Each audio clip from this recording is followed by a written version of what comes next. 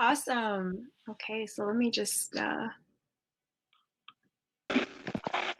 amazing. Hey, Kiana. Hi, Gladys. Let me know if I'm saying your names right. Yeah, How that's do perfect. And make sure. I do Okay, frame up once it opens. Sweet. Up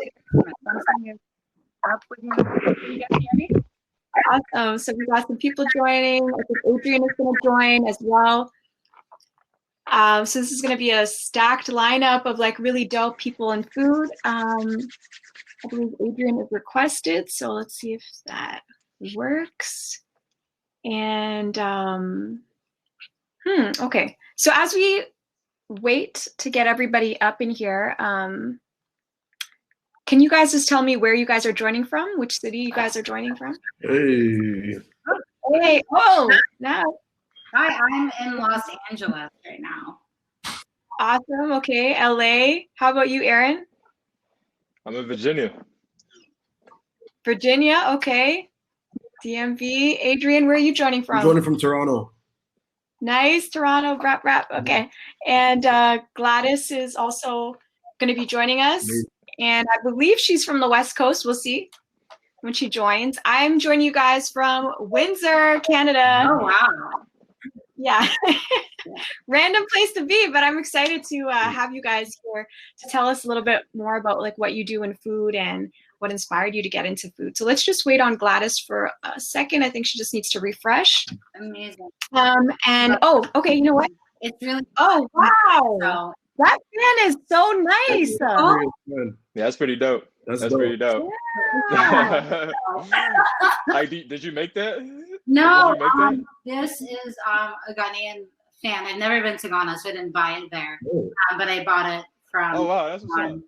Like at a market. And it's heavy. It's like thick. It's not these people. That's beautiful. That's nice. That's really nice. I wish I had that when I was in Ghana this past week, holiday season. Oh, it was really hot. I can imagine. I'm not one for heat. I don't like hot weather. I'm probably one of the few people who live in LA because of the weather. This fan is like glued to my hand all summer.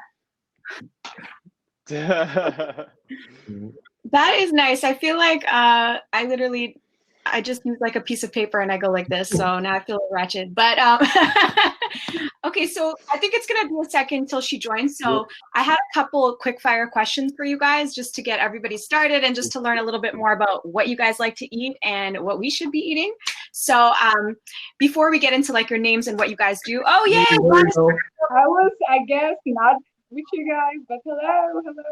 Can you get Hi. Hello. Welcome.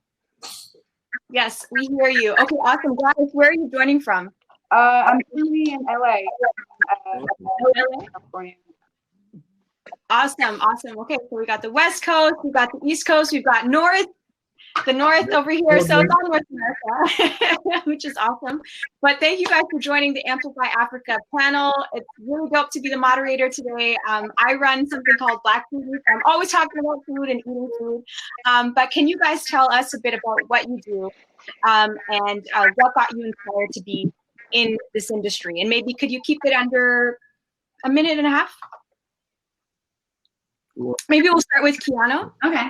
So my name is Kiano. I am a food culinary producer and owner of Jikoni. So Jikoni pre-COVID was a physical kitchen studio space that I built and designed, and production companies would rent and shoot cooking shows and cooking videos, etc. And we've kind of pivoted, expanded, since obviously no one's really filming right now, to having our own in-house editorial. So 3 weeks ago, launched a new website for us. So it's really going to be housing recipes, recipe videos with a huge emphasis on African food into the diaspora. Woo, I love that. Awesome. Okay. Good way to transition and shift, during these times too. Aaron, can you tell us a little bit about what you do? So I'm currently the executive chef for Embassy Suites in Springfield, Virginia by Hilton.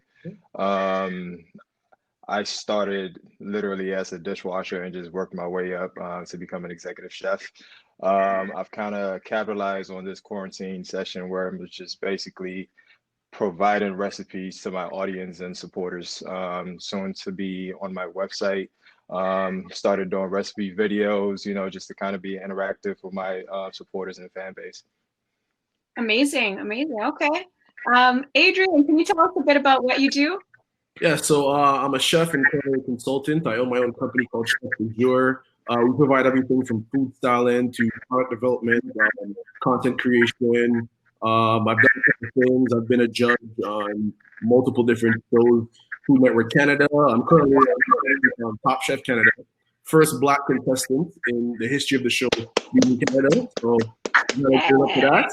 And also the semifinals tonight, which is a huge deal. Yeah, I'm currently using this COVID time, to work on my cookbook. It's influenced by the diaspora, so I'm doing different recipes inspired by the continent. I'm unifying all different communities through food. I think food is a global language, and we all speak it. So. Ooh, I like that. It is a global language. Okay. And then Gladys, can you tell us a little bit about what you do? Yes. So I'm also a chef in LA. I own a nomadic restaurant. And what we do is we basically find different cities in the United States and create immersive dinners that brings more intimacy to the culture of Africa. So it's basically kind of like a dinner show where there's about 30 to 50 people. We have like a 5-course menu, and in the midst of nowhere, while people kind of like get immersed with our traditional ways of eating, they get mesmerized by surprise scenery. We bring experience for people to really understand what it feels to embrace our culture. Very nice. Love that. Love that. Wow. I love it. So we've got a diverse range. We've got chefs, we've got producers, a mix of like a reality TV star now. So we've got a good mix. So I think it's a really good lineup within this group to talk about the future of African food and included and where we're at right now. So before we get into that, I have my quick fire questions because I really want to know a little bit about you guys. I'm just gonna say your name and then you guys have to just give an answer real quick. Can't think about it. Don't try. Just go with the first thought. So Kiano, who has the best job? I refuse. I refuse. You refuse? If you had to order one right now, like you were hungry, you were gonna have lunch, what would you do? I'll go with favorite and Senegal because they started it. So Yeah. OG. That's a good answer. Okay, Aaron, best fellow. I don't know what you're gonna say. I'm sorry. Say that again. What's your what do you consider the best fellow? The best jollof? Ghanaian. I'm sorry. It has to be Oh, Ghana jollof. Like, that's no question. There are no Ghana Nigerians jollof by offended. far. Okay, Adrian. I'm gonna be the odd man out and say Nigerian, but I'm a textural eater. So it's based off of the texture of the rice and the type of rice used. I prefer parboiled rice, so that's why I'm going to say Nigeria. But they're both great in flavor, so either one's good. Okay. I haven't heard that perspective before. Awesome. And Gladys, best jello. Because I'm Cameroonian and it has nothing to do with us. Honestly, it has to be Senegal and Sierra Leone also have a very Senegalese version, and I love it. Awesome. Okay. Awesome. So now, maybe one more. Coffee or chai? Kiano. Chai. I'm a tea person. What do you choose?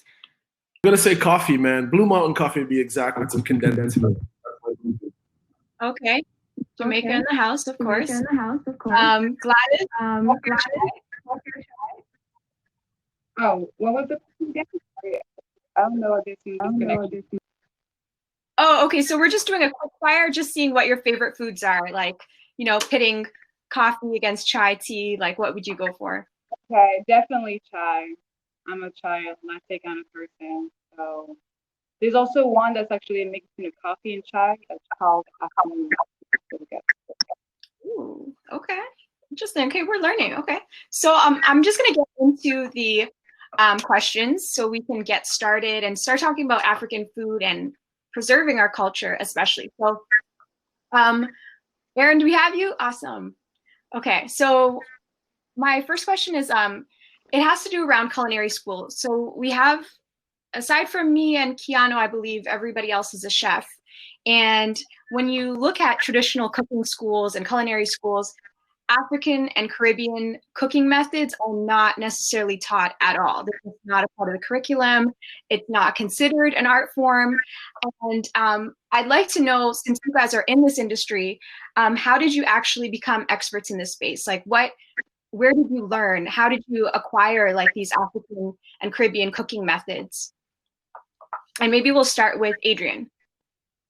Okay, so for me, essentially passed down, mom, everyone in my family is chefs. My grandmother, my aunt, all my cousins. My grandmother made sure that everyone in the house, especially the men, knew how to cook. So the way how I learned to make Caribbean food and Afro-Caribbean food is through my community. So the way how I got introduced to most of the contents of the countries of Africa is through other chefs who are from those places who are able to trade information, which I love. So I teach them how to make a jerk chicken. They'll teach me how to make a Senegalese, chicken nasa. So just stuff like that. And I find that more than ever is huge. We're on the cusp of like unity where we're all getting along, we're all connecting, we're all sharing recipes, and it's a beautiful thing. But that's how I learn, is just the traditions that have been passed down. And in the near future, we need to have spaces like this and resources where we can pull from when it comes to the culture. But yeah, like traditionally, I learned how to cook the French technique, the French way, but it took years as a chef to realize that I should be cooking my own food and pushing my own culture forward, right? So it took some time, but eventually got there. But yeah, it's just traditions. Peace. Got you. So it seems like your family was a big source of like that, passing on some traditions. Yeah. It's a good point. And you learn these French methods, but then you're like, hey, what about our food? What about our cuisine? So Aaron, how do you feel about this? How were you able to learn, African cooking methods when it's not necessarily taught in culinary school? So can you guys hear me now? Mm-hmm. Yes. Okay, perfect. All right. So just like Adrian said, for me, it was, I was curious, not being able to cook my own native country's food, I felt was embarrassing as a chef, right? So one day I just called my mom. I was like, hey, mom, I need you to teach me how to make jollof rice. I need you to teach me how to make this and this and that. So for my birthday, I believe it was my 25th birthday, she taught me how to make jollof rice. And ever since then, I've kind of added my own twist to it. So I was really home taught, okay? And the way that I've progressed in my career is by observation, okay? So growing up, I'm always the one in the kitchen watching my mom how to cook. Even when she's done, I'm the one that tasting the food, taking the meat out the stew, and sneaking this and this and that. So I mean, it was really just, I was home taught by my parents, mostly my mom, and that's how it started for me. That's awesome. Shout out to your moms. Gladys, how about you? How did you go about learning, the African cooking methods? I think it was a way for me to bring nostalgia in my life, because I came in America at 15 by myself, and it was a way for me to actually reconnect back to like my origins. I was technically born and raised in France, so I did have the background that just kind of like embraced my culinary journey without knowing. But I do remember that when I had to grow on my own without my family, without my mother, without my twin brother, I had to. It was kind of like a conscious survival to stay connected to my roots.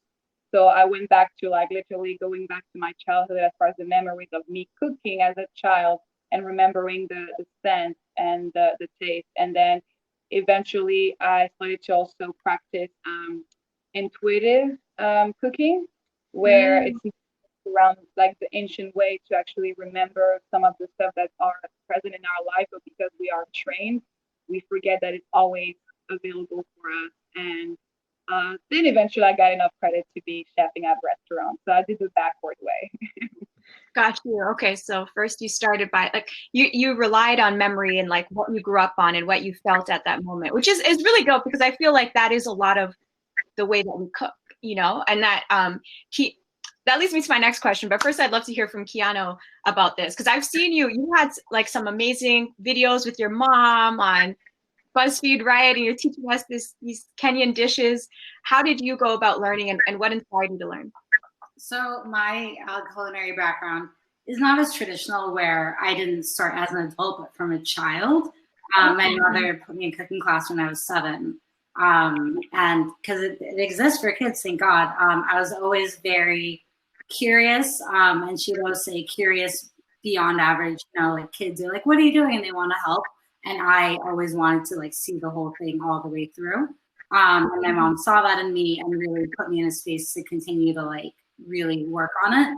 And then every other summer we would go to my grandparents in Kenya, and I come from a very, very traditional Maasai family, so everything that's on the home is, you know, around food and agriculture.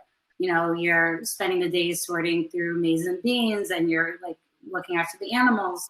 So I had a culinary foundation from a really young age. So it's very much intertwined with my culinary identity, a mix of, you know, this California cuisine and then, you know, what I learned in Kenya. And in my professional career, working in food media, especially as a producer, I've been able to, you know, channel that curiosity through when I work with different people. If I'm like collaborating with a different chef on a video, and we're cooking together and I'm leading like my production side to it, I'm asking 1,001 questions just because I genuinely really want to know how to make what they're making.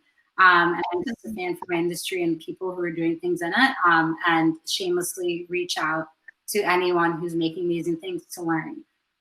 So my education has been not formal, and like I didn't get a degree in culinary as an adult. My academic background is on the publishing side. So I learned food from people. Interesting. That's an interesting perspective. And it's also dope that you get to like learn from chefs that you're producing videos for, or like, you know, like documenting all these things, because it is something that I think we know because we grew up with it. But if you're outside of the culture, these videos are really like a window into our cooking methods and our culture and our history. And that leads me into my next question, which is actually about the way that African and Caribbean recipes are passed down. So, you know, with some of my friends who are not African, maybe they're African American. For example, my uncle's mother, she sat with me and taught me how to make cornbread and how to make mac and cheese and how to make all these like African American traditional foods. And she had this recipe notebook that had been passed down, like a binder, from her mother. And I really loved it because she was going to pass it down to her grandsons. And I never saw this happen in an Ethiopian household. Like, it wasn't a thing. We didn't write down recipes. It was very much just like you observe and you learn, you figure it out. So I would like to know from you guys, given, you know, what's happening now, like the fact that we have social media, we have all these blogs, we have cookbooks, I've got a couple of them behind me. What role do you feel that these methods are playing in connecting the diaspora to our cultural foods? Like, what do you think cookbooks, blogs, social media plays in preserving our culture? And do you participate in this? Like, are you guys creating a blog? Like, Kiano is doing it. You know, Adrian's got a cookbook. Like, what are you guys working on that's helping us preserve it? And maybe I'll start with Adrian. I think it's super important to document the culture, right? Like, in order to preserve it, it needs to be documented so we can pass it down. That's essentially why I'm doing a cookbook. For me personally, I wanted to learn how to make Jamaican pepper shrimp, and no one in my family knew how to make it the right way. So I went back to Jamaica in 2017 and went to Middle Quarters, which is in Jamaica where pepper shrimp originated, and had the vendors on the side street show me how to make it so I could come back to Toronto and do that and have that information and disperse it to people in the community. So I think it's super important that, chefs of color, we're documenting things that we do and passing on this information, because if we want to preserve it and have longevity and make sure that our culture is, dominant is the word I'm going to use, we need to make sure that the younger generation has this information and has access to it. That's true. Gladys, how do you feel about this? I definitely think that it's important to document. For me, it's also important to experience it too. So like, I feel like the way we write recipes, that's something that I've also loved with the blogs that I've seen and some of the digital work, is that people bring context. I feel like African cuisine is not fully complete when you bring the context of like what it took for us to create that dish, or like even the stories of like how it came about. Because I do believe that something that differs us from any other cuisine. I mean, it's a little biased, but as far as like coming from the motherland, when it comes down to the spiritual layers and to like tapping into the genetics of our universe, there's nothing more deeper than African cuisine. So I love that people bring more context to their recipes. That's awesome. That's a really, really good point. Actually, when it comes to like video, especially, it gives you like a window. You can actually see like the setting in which they'd eat it. Adrian has some really dope videos from the Caribbean, like in Jamaica, making these dishes. And Gladys, I saw some of your videos on YouTube too, and I was like, this looks awesome. It was in a studio, but it still was awesome to hear your perspectives on it. Aaron, how about you? How do you go about, what do you feel like the role of cookbooks and blogs and all of these things play, especially when we don't necessarily traditionally write down our recipes or use measurements, Yeah, I'm glad that you said that. Yeah. But I think blogs and social media plays a huge part in the African cuisine world, I want to say, because it helps the adventurous mind, okay, see what we're about. Okay, it highlights and it showcases our food. Um, I also want to say that recipes in general, it depends on where you're coming from. It depends on what culture you're coming from. Because I know for me, I don't like cooking recipes. I cook from the heart. Okay. When I'm cooking, I'm always eyeballing, especially if it's African cuisines. Okay. It's the same way my mom taught me how to make jollof. It was like, okay, add that much oil to it. No, that's too much. Pour some out. It's really cooking from the heart. And I think it's our duty to keep showcasing and highlighting our food. And if you want to show people how you made it, and I think you should go for it, Absolutely. Good point. That is a really good point. Oh man, the whole eyeballing thing is so real. Yeah, it's so real. It is so real.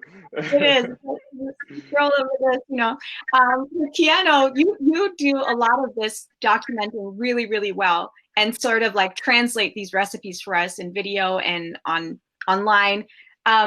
What do you feel is needed in this industry next? How do you think we can grow? So pretty much what I'm doing right now with the editorial for Jikoni is kind of exactly what we're talking about. Creating a space not only where we can document our food and recipes and stories, but it's really important for me of comparing, like, because you've seen articles, feature in a magazine. We're looking into somewhere where they send out a team and they take these beautiful kind of fantasy photos of like a village in Africa and like write about it as a feature. A big thing that I want to create for people is understand that it's not just a feature. It's not a once a blue moon. Our food is a lifestyle for people. To have access to that on a regular basis, not just on occasion. When it seems fun, new, or exciting. It's a daily constant. And secondly, like allowing people to have the voice in their own storytelling.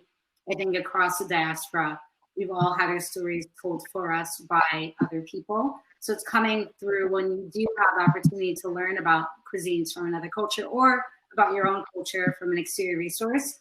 The lens of who that director was, producer, is very filtered, and it's speaking to an audience that usually is not us. So what I did with Jikoni is not to do the traditional editorial where I'm trying to learn every dish of the diaspora. Like, it doesn't make sense to. Every family, every household are an experts in their own food. I'm a producer. I know how to, translate this into a mass audience. I know how to shoot food and like make it look good.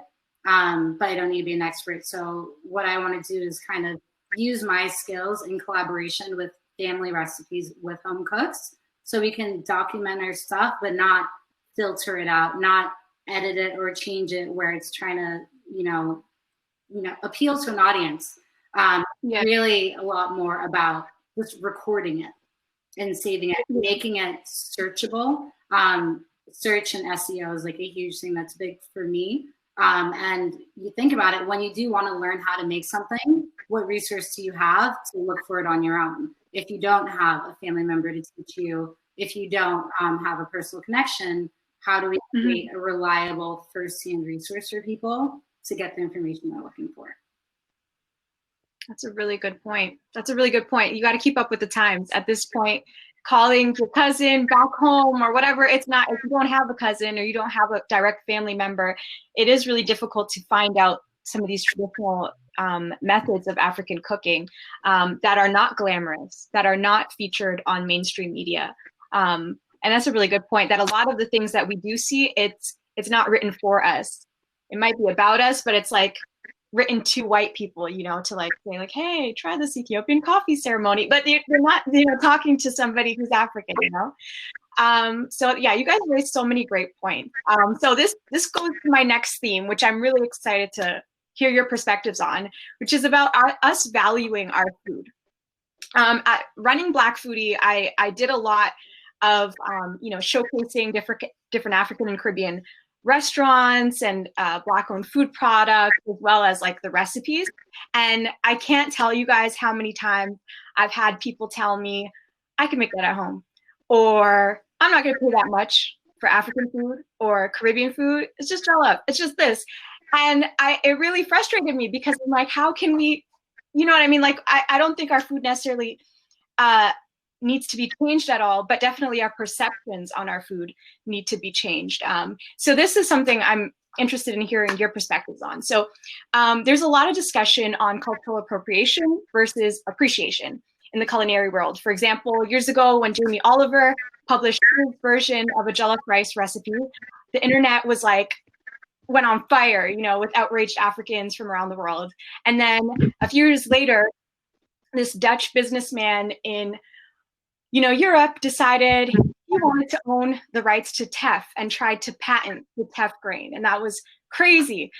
So there are these ways in which, you know, Europeans, white folks in general, try to claim our foods. And I'd love to know from you guys, like, how do we push our food forward, but also maintain the integrity of our food? Maybe I'll start with Adrian. So I feel like there's another example that you forgot to mention. So IKEA, I think it was in 2018, they decided to offer jerk chicken and rice and peas at IKEA. Like, oh, for real? Right? So they had done some like store-bought jerk, and they did like green peas with like some white. It was horrific to say the least, right? In IKEA's defense, they said, you know, honestly, they didn't mean anything by it. The issue was that they had no point of contact, or didn't have anybody of culture in their establishment or in their marketing team to reference what a proper jerk chicken looks like. So that was their defense. They're saying, hey, you know, we don't know what a proper jerk chicken recipe looks like because we have no one that we employ that could tell us. So I think it comes down to being in more of us as people of color, being in more of those board meetings. You know what I mean? Having access to that to be able to say, no, you're not going to do that. This is the right way. More chefs of color cook their own food, because even if you look at the New York Times article that chronicle a lot of Black chefs that are just killing it right now in North America, winning James Beard Awards and doing amazing things, it's always been what it is, but it's currently, like, I don't want to use this word, but trending. So a lot of Eurocentric business owners are opening restaurants. Like here in Toronto, one of our main Caribbean restaurants is owned by an Italian. So it's just like us being able to own our own culture. That's the issue. So them doing that, it is appreciation. It does get it out to the masses.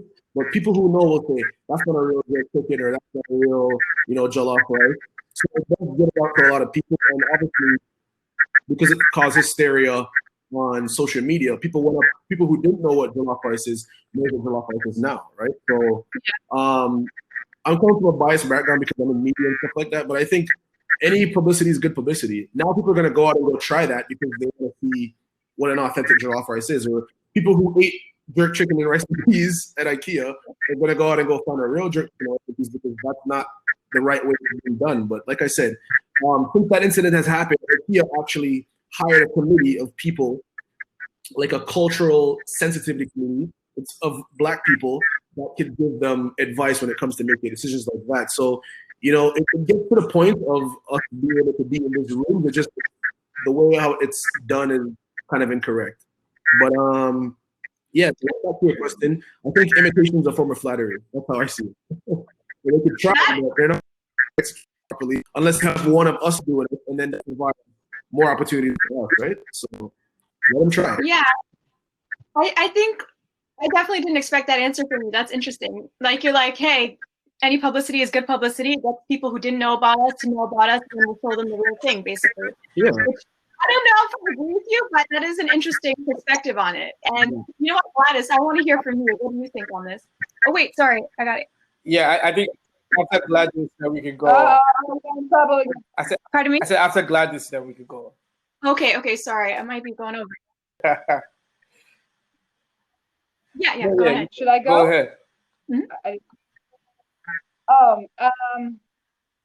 I just have to say, even though, like, I guess for me, it's like, now you sabi, because like for me, I feel like when it comes down to the way cultural appropriation has been also a triggering subject for the preservation of our heritage, I think the best way to tap into it is for us to actually go back to like a season of self-focus, for us to start actually creating our own standards. Because at the end, it's like, yes, it's flattering, but there's also something that's also urgent in regards to cultural preservation, because cultural extinction is something that's happening. And even right now during the pandemic, you know, like our elders, for any, you know, indigenous communities, our elders are everything for us. And so I think that while we are, you know, like having amazing people in our communities that document, that also bring the standards, that brings those living examples, it's also time for us to also see like, what is the equivalent of a Michelin star in the African communities? What are the different syndicates that actually are self-claimed by our people to be the standard for the rest of the world? Because once we actually focus on that, by the time people are appropriating versus appreciating, we're going to start seeing like the discernment between the standard of true, authentic African flavors and the stuff that are copycat just because you just went in Tanzania for a week and now you think that you can write a whole book on the variation of tribal Tanzanian cuisine. It doesn't work like that. And I think that the more we actually trust that we are enough, the world magically will start adjusting to giving enough respect to understand what it takes to be at the same standard. So like I said, now you Sabi, you can go and just do whatever you want, but at some point, worth will be non-biased. It will be like, it is what it is based on our Wow, I origin. love that perspective.